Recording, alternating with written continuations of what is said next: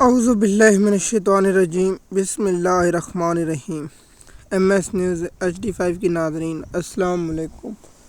امید ہے کہ آپ لوگ سب خیریت سے ہوں گے۔ آج کا جو ہمارا مین ٹاپک ہے وہ ہے ڈاکٹر یاسمین راشد اور عمر سرفراز چیمہ جو جیل لکھپت لاہور میں جو جیل ٹرائل لاہور ہے اس کی تفصیلات آپ لوگوں کے ساتھ شیئر کریں گے، کیونکہ پاکستان میں نہ کوئی آئین ہے نہ قانون ہے۔ دیکھیے، میں آئین اس لیے کہتا ہوں، آئین کے ذریعے کوئی فیصلہ نہیں، قانون اس لیے کہ اگر قانون ہوتا تو جیلوں میں نہیں، کھلی عدالتوں میں میڈیا کے سامنے ٹرائل ہوتا، اس لیے نہیں ہو رہا۔ وہاں اگر کوئی صحافی جا کر ٹرائل سننے، مثال کے طور پر ایک جج ریمارکس دے رہا ہے وکیلوں کے اور جرگہ کے جو بیان ہو رہے وہ سوشل میڈیا پر ہائی لائٹ ہوتے تو ان جج بے نقاب ہوتے، لیکن ڈاکٹر یاسمین راشد نے کال ایک پولیس والا جھوٹی گواہی دینے آیا تو ڈاکٹر یاسمین راشد نے قرآن پاک کی آیات پڑھی، جس آیات کا اس پولیس پر اتنا رد عمل ہو، اس نے گواہی دینے سے انکار کر دیا۔ میں اب تمام بیٹے کے لوگوں سے کہتا ہوں قرآن پاک کی آیاتیں پڑھیں۔ اے ایمان والو، حق کا ساتھ دو۔ اللہ قرآن پاک میں کہتے ہیں کہ اے ایمان والو تم حق کا ساتھ دو اور جھوٹی گواہی مت دو۔ اس میں قرآن پاک کی بہت سی آیاتیں اللہ پاک نے نازل فرمائی ہیں، اور اگر میں اس موضوع پر بیٹھ جاؤں تو گھنٹوں کیا سالوں لگ سکتے ہیں، آپ لوگوں کو میں سنا سکتا ہوں۔ دیکھیے، آپ لوگوں نے واقعہ مشہور یہ سنا ہوگا جب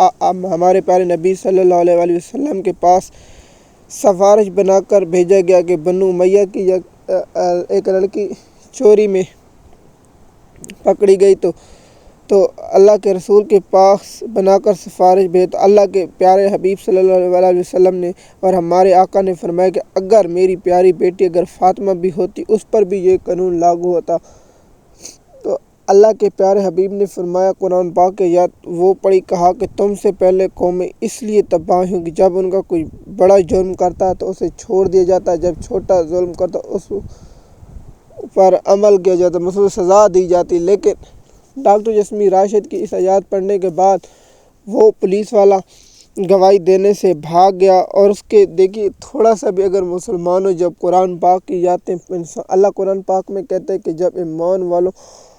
کے سامنے قرآن آیاتیں پڑھی جاتی ہیں وہ ان کا دل کام جاتا ہے۔ اللہ ایک مرتبہ پھر قرآن پاک میں فرماتا ہے اگر ہم قرآن پاک کو پتھر پر نازل کرتے تو پتھر ریزہ ریزہ ہو جائے، لیکن انسان کا دل سخت ہے۔ لیکن کوئی ایسے بھی لوگ ہیں،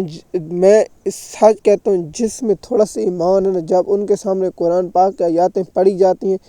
وہ اگر اس قرآن آیاتوں پر خوف زدہ ہوتا تو وہ ایمان والا ہے، اگر اس سے خوف زدہ نہیں ہوتا قرآن کی آیاتوں سے مطلب اس میں کوئی ایمان نہیں ہے، کیونکہ قرآن پاک ہمارا مسلمانوں کا عقیدہ ہے کہ یہ بہت ہی مقدم کتاب ہے، اور ہر مسلمان اس پر سچے دل سے ایمان رکھتا ہے۔ دیکھیے، سیاسی قیدیوں جھوٹی گواہی، دیکھیے ڈاکٹر یاسمین راشد آپ پاکستان کے آئین میں 10,000 یا 50,000 یا 5 لاکھ تک جرمانہ ہے یا 4 مہینے قید ہے، لیکن ڈاکٹر یاسمین راشد 2 سالوں سے قید ہے۔ اب